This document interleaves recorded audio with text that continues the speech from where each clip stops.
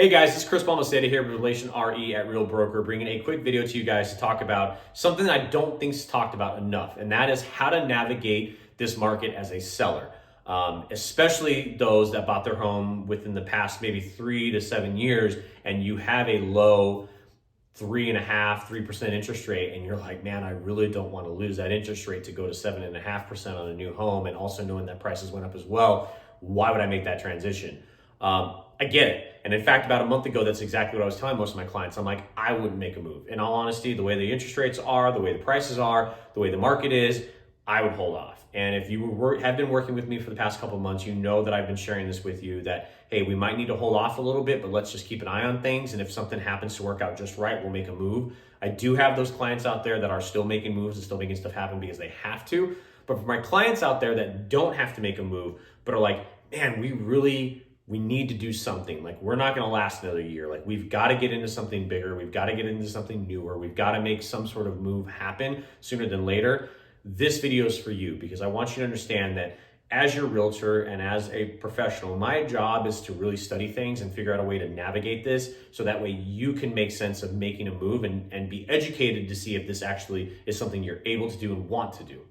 So through the past month or so of just watching things, I've seen not only stuff online, but other real estate professionals who have been using a process to help people transition out of their current home into a new home and helping them bridge that gap, but also still have some security that they don't want to lose. And that's the biggest thing. A lot of people right now, with the way things are economically, they don't want to lose that security of where they're at. They're comfortable where they're at. They're willing to kind of step out and test the waters, but they don't want to lose that security. And what I have seen and what I have found is using the process of taking your current home and instead of selling it to help you get into your new home, keeping it and making it a rental. And the importance of that is because the fact that right now is probably the first time that I've been able to find in the history of the real estate market where it actually makes more sense to rent than it does to buy. And you may be wondering, well, you're telling me that it makes more sense to rent. Why would I go buy?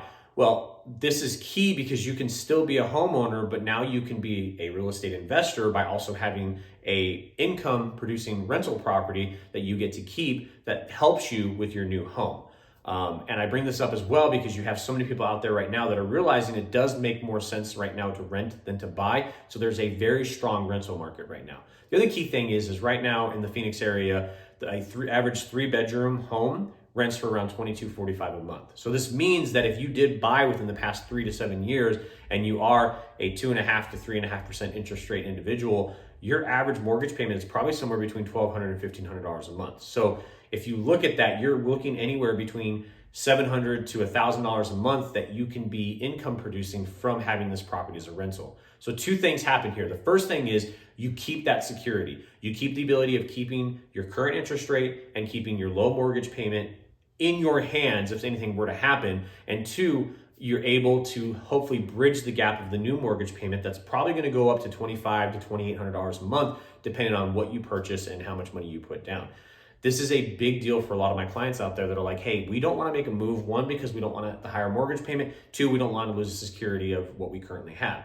Well, this helps solve most of those problems. One, you get to keep the home and the security. So if something were to happen with your new home and economically where you can't afford it anymore, you can sell that home off, transition yourself back into your current home, and you're still safe. You're still secure. You still have something to fall back on. On the flip side, if you're like, well, we can make this happen, but I'm not really comfortable going up, $1,000, $1,300 a month, having that income coming in from that rental means that you can bridge that gap. Means that $700 to $1,000 a month can help bring that payment down to be a little bit more affordable, where you're only maybe going up $500 to, $800 a month compared to where it would be, a drastic $1,300 a month or something like that. Obviously, there's a lot of things that we've got to dive into. We can't just take this, at face value. We have to have a conversation. I have to figure out, one, what your property would rent for. Two, we have to figure out what do you have available for down payment, because we're now not going to be using your current property as a way to get that down payment. You're going to have funds available for a new down payment. And also a lender is going to have to make sure that you can qualify with these two homes and mortgages and all that kind of stuff like that. And that's well beyond my pay grade. That's something for a lender to figure out. But I just wanted to give you guys an idea and something to think about. If you are in a situation where you're like, man, we really want to make a move, but I'm really afraid to because of where the interest rates are and because of where the prices are at, I don't know that it makes sense. Well, this is a way that it could make sense. You have some security and you have a way to bridge that difference in the mortgage payment. Personal advice, again, I'm not a financial advisor, but I would tell you personal advice, if you do end up going this route, I would recommend that you don't take the full income of what you're making. So let's say you're making $1,000 a month. I would say that you only use about 800 of that to go towards your new mortgage payment, because as a landlord, you are going to have incidentals where you're going to have to take care of things when things break down, and you're going to want to have some money saved up to handle those things when they do come up. So that's my advice. But again, it's going to be your money. You're going to be able to do what you want to do with that money.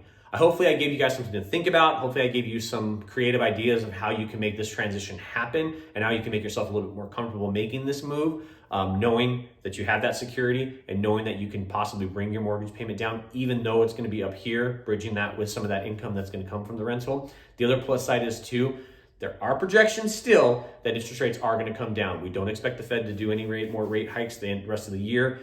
The projections are that it's going to gradually, slowly start to come down as we head into June. Reason being, they don't want to drastically make a huge change in interest rates, because then that causes a huge demand to go up, because people are like, oh my goodness, interest rates are at 6%, let's get out there. And now demand goes up, supply goes down, prices go up, and now we're right back in the same situation that we were a couple years ago.